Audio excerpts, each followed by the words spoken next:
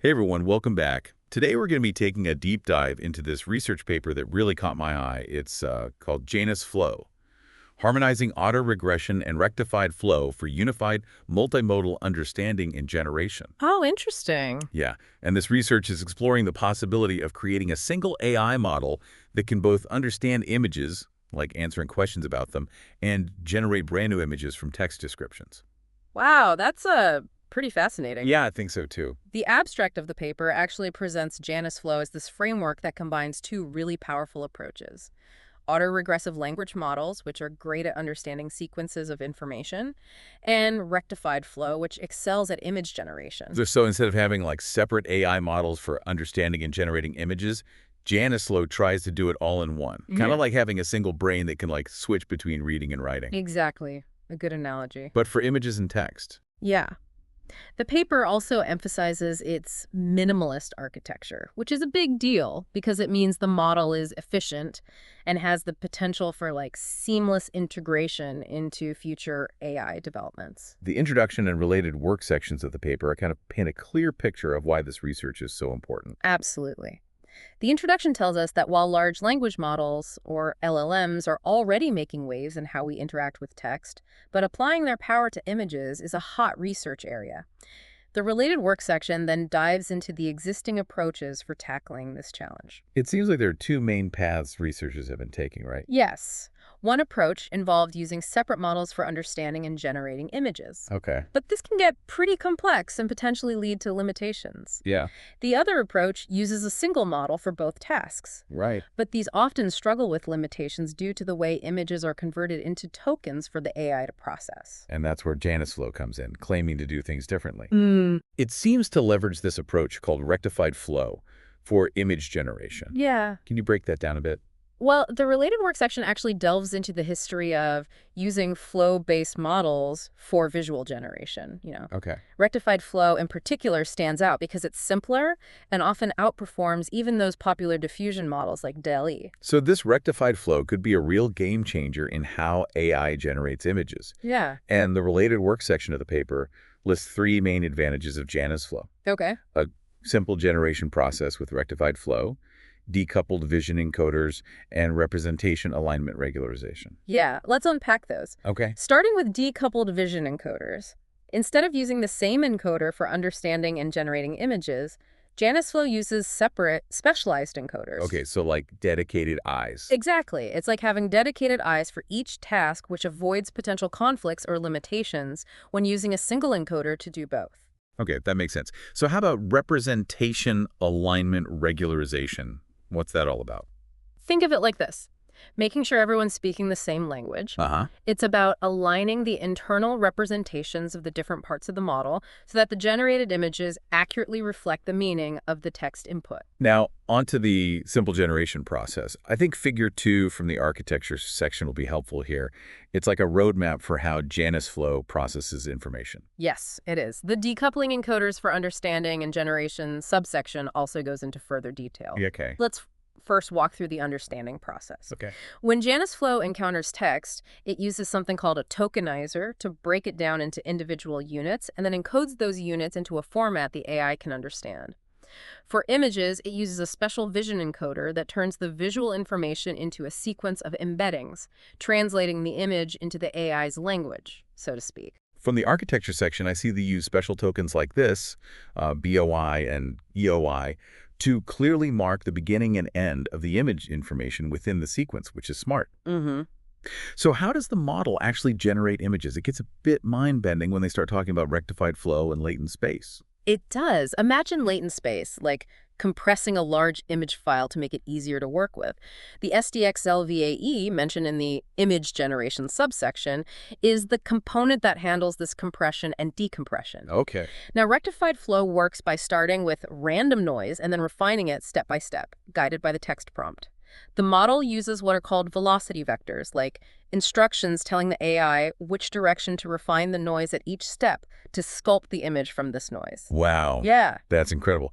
They also mentioned classifier-free guidance, or CFG, in that same section to control how closely the generated image sticks to the text. Mm-hmm. The higher the CFG, the more closely the image matches the description. Right. Correct. This is another way the model ensures that the image output aligns with the user's intent.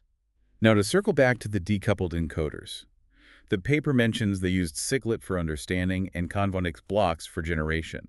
I'm curious, are these pre-trained or learned from scratch during training? That's a good question. According to the understanding encoder and generation decoder subsections, SIGLIP, the understanding encoder, is pre-trained, meaning it already comes with a lot of knowledge about images. Okay. On the other hand, the Common-X blocks used for the generation decoder are learned from scratch during training, likely because image generation is a very specific task requiring a more customized approach. So it sounds like JanusFlow is trained in stages, right? The training schemes and training objective subsections talk about this. And Figure 3 provides a nice visual overview. Exactly. Figure 3 visually outlines the 3 stages of training: adaptation, unified pre-training, and supervised fine-tuning, or SFT. Each stage serves a different purpose. Can you give us a quick rundown of these stages? Of course.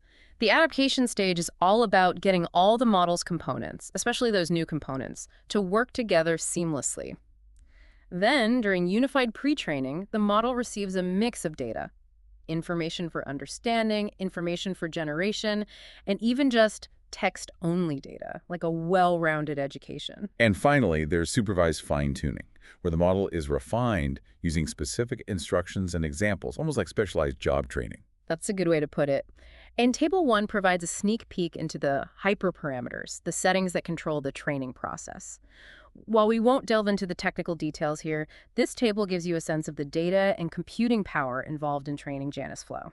It sounds incredibly complex. Yeah. But the paper highlights JanusFlow's impressive training efficiency. Yeah. Even with all that data and complexity, it manages to learn relatively quickly. It's quite remarkable. Now, are you ready to find out how well JanusFlow actually performs? The experiments and quantitative results sections are where things get really interesting. Absolutely. Let's see how this model stacks up. The researchers didn't hold back when it came to testing. They evaluated JanusFlow on a whole suite of established benchmarks for both image understanding and generation, which are detailed in the evaluation settings subsection. From what I see in that section, they use a variety of benchmarks to assess things like visual quality, semantic accuracy, and the model's ability to understand complex visual scenes. They certainly wanted to cover all the bases, and the results presented in the quantitative results section are really promising. Let's start with image generation. Okay. Okay, I'm looking at tables 2 through 4 right now. They compare JanusFlow to several other models, and it looks like JanusFlow consistently outperforms the competition, especially considering its relatively small size. it does. In Table 2, which shows results on the GenFlow benchmark, JanusFlow achieves an overall score of 0.63, surpassing not only previous unified frameworks, but also several models specifically designed for image generation. And Table 3 shows even more impressive results on the DBG benchmark, where JanusFlow scores 80.09%. That's really impressive considering it beat out models specifically designed for image generation. Indeed. And Table 4, which focuses on visual quality using the MJHQ FID 30K benchmark, shows that JanusFlow achieves the best FID score of 9.51 among all models with a similar-sized LLM. So it's clear that JanusFlow excels at generating high-quality images that are semantically accurate. What about understanding tasks?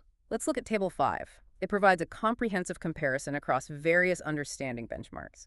Once again, JanusFlow shines, achieving the best performance among all models with a similar number of parameters.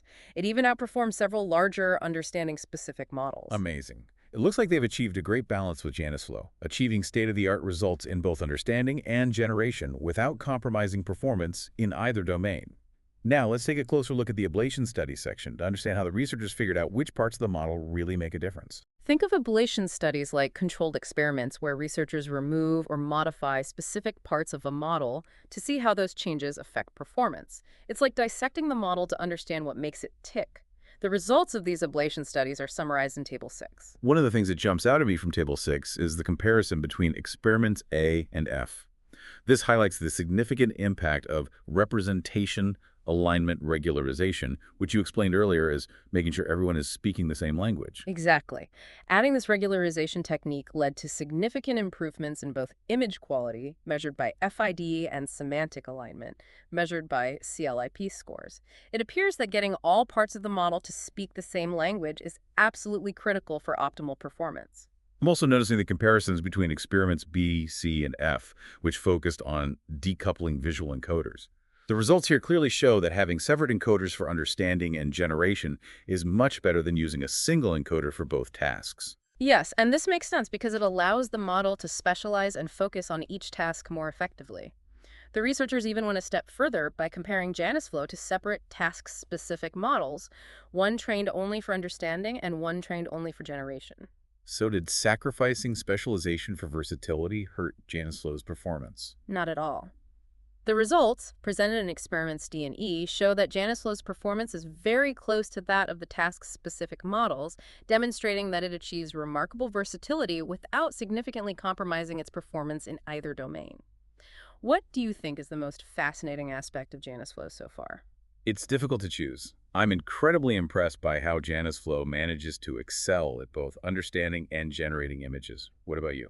I'm particularly intrigued by the model's efficient design and its ability to learn so quickly. It truly highlights the potential for creating even more powerful and versatile AI models in the future. Agreed. This has been an incredible journey so far, and I'm eager to see what else the researchers uncovered.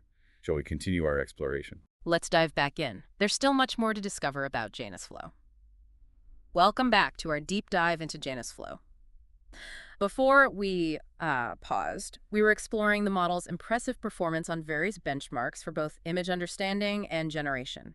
It's remarkable how this single model can handle both of those tasks so effectively. I'm curious to learn more about the specific data used to train JanusFlow. The researchers outlined their training data methodology in the training data settings subsection. For the first two stages of training adaptation and unified pre-training, they used three primary types of data: multimodal understanding data, image generation data, and text-only data. What's the purpose of each data type? The multimodal understanding data, which includes elements like image captions, charts, tables, and question-answer pairs, teaches JanusFlow to understand the relationship between images and text. So it's learning to connect the visual information with its corresponding textual description. What about the image generation data? That consists of pairs of text prompts and their corresponding images. This data is crucial for training the model to create new images based on textual descriptions. It sounds like this data directly trains the image generation capabilities of JanusFlow. What about the text-only data? The text-only data, sourced from the DeepSeek LM corpus, helps the model develop strong language understanding capabilities, which are essential for both understanding and generation tasks. I also noticed that they specifically mentioned using data with single-sentence captions. Is there a reason for that? That's a good observation. Using single-sentence captions likely helps the model learn to handle short and concise prompts, making it more user-friendly and adaptable. That makes sense. It's all about making the AI as intuitive and versatile as possible. For the final stage of training, supervised fine-tuning, did they use the same data? For supervised fine-tuning, they introduced multimodal instruction data, image generation data formatted as instructions, and text-only data with instructions. This shift in data focuses on refining the model's ability to follow specific instructions for both understanding and generation. So it's like giving the AI specialized training to become even more proficient at specific tasks. It's fascinating to see how the data directly shapes the model's capabilities. Now, let's talk about how they measured JanusFlow's performance. The evaluation settings section outlines the metrics and benchmarks they used. For image generation, they employed metrics like freshest inception distance, or FID, to measure visual quality. FID sounds complex. Could you explain it in simpler terms? Imagine you have two sets of images, one generated by the AI and one composed of real images. FID essentially calculates how statistically similar those two sets are. A lower FID score indicates that the generated images are more visually similar to real images. That's a clear explanation. So a lower FID score suggests that the AI is generating images that are visually indistinguishable from real ones. What other metrics do they use? Along with FID, they use frameworks like Geneval and DPG Bench to assess semantic accuracy, whether the generated images accurately reflect the content and relationships described in the text prompts. So it's about ensuring that the AI isn't just creating visually appealing images, but images that actually make sense in the context of the given prompts. Exactly. They wanted to make sure that the model's generations were both visually appealing and semantically relevant. What about the benchmarks for multimodal understanding? For multimodal understanding, they employed a diverse range of benchmarks. Okay. POPI, ME, MME, MMBench, SeedBench, VQAVE2, GQA, MMVET, and MMMU. Wow. These benchmarks cover tasks like question answering, visual reasoning, and understanding complex scenes, providing a comprehensive assessment of the model's understanding capabilities. Wow, that's quite a lineup. It seems like they were determined to thoroughly evaluate JanusFlow's performance across all facets. Enough about the setup, let's dive into the actual results. The quantitative results section is where things get really exciting. They start by showcasing JanusFlow's performance on image generation tasks. From looking at tables 2 through 4, it's evident that JanusFlow outperforms other comparable models by a significant margin. It's remarkable how it consistently achieves top scores across various benchmarks. It is. For instance, in Table 2, which presents results on the GeneVol benchmark, JanusFlow achieved an overall score of 0.63, exceeding not only previous unified frameworks, but also several models specifically designed for image generation, including SDXL and DALI 2. And Table 3 reveals even more impressive results on the DBG benchmark, with JanusFlow scoring 80.09%. That's a clear indication of its prowess in accurately following instructions and generating semantically accurate images. Absolutely. And Table 4, which focuses on visual quality using the MJHQ FID 30K benchmark, demonstrates JanusFlow achieving an FID score of 9.51, the best score among models with a similar-sized LLM, highlighting its ability to create high-fidelity images. The results are truly compelling. It's amazing how JanusFlow excels in both semantic accuracy and visual quality. Now let's shift our focus to its understanding capabilities. Table 5 provides a comprehensive comparison across various understanding benchmarks. Once again, JanusFlow demonstrates exceptional performance, achieving the best results among models with a similar number of parameters. It even outperforms several larger models specifically designed for understanding tasks. It seems like they've struck a remarkable balance, with JanusFlow achieving state-of-the-art results in both understanding and generation without sacrificing performance in either area. Indeed, the model's performance is quite impressive. Now let's delve into the ablation study section, where the researchers dissect JanusFlow to understand which components contribute most to its success. These ablation studies, as you explained earlier, involve systematically removing or modifying parts of the model to isolate their impact on performance. It's a fascinating way to peek under the hood and see what makes the model tick. The results of these studies are summarized in Table 6, offering valuable insights into the model's design choices. One key finding that stands out is the comparison between experiments A and F, which highlights the importance of representation alignment regularization. As we discussed earlier, this technique ensures that the different parts of the model are speaking the same language. Adding this regularization technique resulted in significant improvements in both image quality, measured by FID, and semantic alignment, measured by CLIP scores. It confirms that aligning the internal representations of the model is crucial for achieving optimal performance. Another important insight comes from comparing experiments B, C, and F, which focus on the impact of decoupling visual encoders, using separate encoders for understanding and generation. The results definitively show that having those specialized encoders is far superior to using a shared encoder for both tasks. Providing each task with its own specialized eyes allows the model to focus more effectively and achieve greater accuracy. They even compared JanusFlow's performance to that of task-specific models, training separate models for understanding and generation to see if combining those functions into one model led to any compromises. The results presented in experiments D and E are reassuring. JanusFlow's performance is very close to that of the specialized models, demonstrating that its impressive versatility doesn't come at the cost of performance in either domain. So the ablation studies not only validate JanusFlow's key design choices, but also provide valuable insights into the factors driving its success. But their evaluation doesn't stop there. They also include qualitative results, which provide a more visual and intuitive understanding of the model's capabilities. The qualitative results section showcases examples of JanusFlow's image generation and understanding abilities, including figures 1, B, 4, and 5. These examples bring the research to life, allowing us to see the model in action. Figures 1b and 4 demonstrate JanusFlow's ability to generate high-quality images that are semantically consistent with the given text prompts. They showcase a variety of images, from abstract concepts to detailed scenes, highlighting the model's versatility and creativity. Yes, and Figure 5 provides a glimpse into JanusFlow's understanding capabilities through a series of example conversations. The model is shown answering questions about images, interpreting plots, and even counting objects. These qualitative results perfectly complement the quantitative findings, providing compelling evidence of JanusFlow's ability to handle both understanding and generation tasks with impressive accuracy and fluency.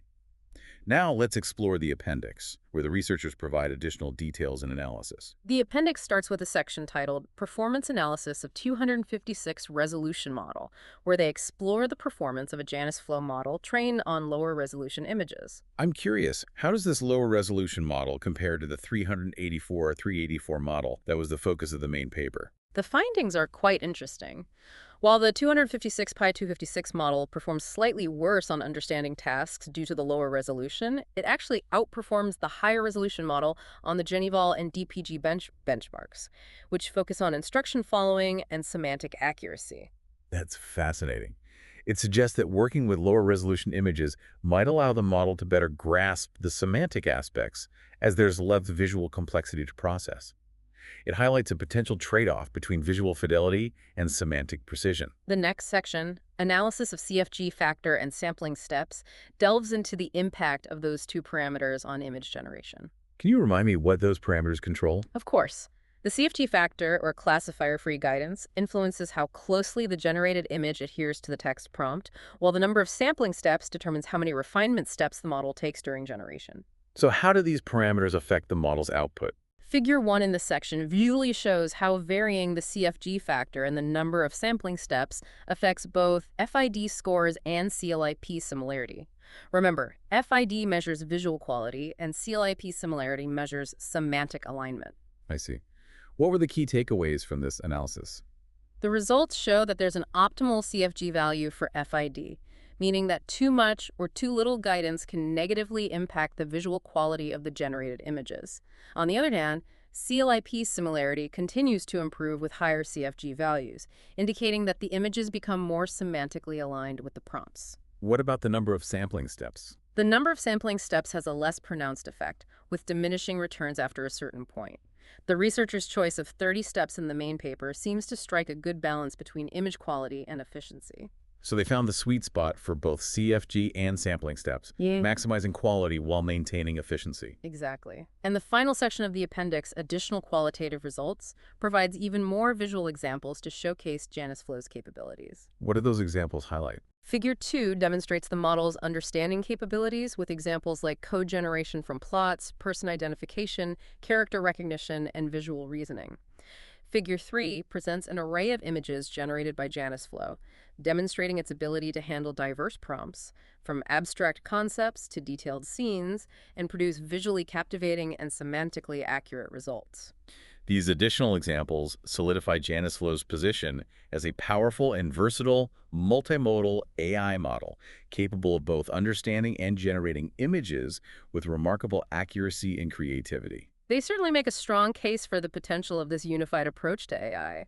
This has been a comprehensive exploration of JanusFlow, wouldn't you say? Absolutely. We've covered a lot of ground, from its unique architecture and training process to its impressive performance and the insights gleaned from the ablation studies.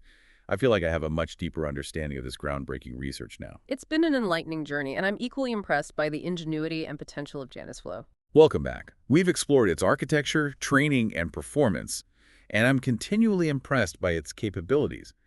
The researchers also provide some interesting additional insights in the discussion section. Yeah, they highlight some key observations and potential future directions for research based on their findings. One thing that stood out to me was their discussion of the limitations of, current evaluation metrics for multimodal models. They argue that these metrics might not fully capture the nuanced capabilities of models like JanusFlow. That's an important point. They suggest that relying solely on quantitative metrics might overlook the model's ability to handle complex, real-world scenarios that require a deeper understanding of both visual and textual information. I also found their discussion on the potential for incorporating external knowledge into models like JanusFlow intriguing. They proposed that integrating knowledge from external sources could further enhance the model's understanding and generation capabilities. That's an exciting avenue for future research. Yeah. Imagine a model that can not only process images and text, but also draw upon a vast database of knowledge to provide even richer and more insightful outputs. The possibilities are truly fascinating. They also touch upon the importance of developing more robust and interpretable multimodal models. They argue that understanding how these models arrive at their decisions is crucial for building trust and ensuring responsible use. Transparency and interpretability are essential, especially as AI models become increasingly integrated into our lives. Being able to understand how these models work and make decisions will be critical for fostering trust and addressing potential ethical concerns. They wrap up the discussion section by emphasizing the need for more comprehensive and standardized benchmarks for evaluating multimodal models. They believe that establishing clear and rigorous evaluation standards will drive further progress in this field. Agreed. Having standardized benchmarks would allow researchers to compare different models more effectively and track progress over time. This would lead to more robust and reliable advancements in multimodal AI.